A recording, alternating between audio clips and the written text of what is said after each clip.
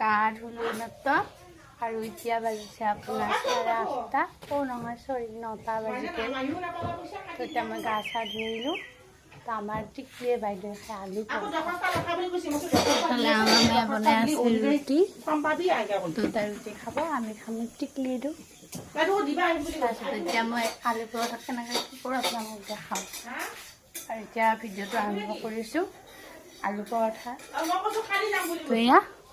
ইয়াতে আলু বইল কৰি লৈছোঁ মানে মায়ে বইল কৰি দিছে মই জানো আৰু পিঁয়াজ লৈছোঁ 2টা আৰু হালধি নিমখ দিছোঁ অলপমান জিৰা গুড়ি দিছোঁ আৰু অকণমান ধনিয়া গুড়ি দিছোঁ আৰু আপোনালোকে বেলেগ মছলাও ব্যৱহাৰ কৰিব পাৰে মোৰ ওচৰত নাই যিহেতু মই অলপমান কম মছলা ব্যৱহাৰ কৰিছোঁ কাৰণ আমাৰ এইজনীয়ে খাব না কি খাবি ৰুটি নহয় আলু পৰঠা বুলিব ভালকৈ কৈ ফেলে চাই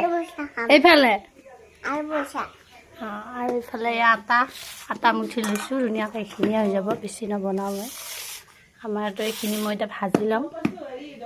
তো আপোনালোকে ভিডিঅ'টো চাই থাকিব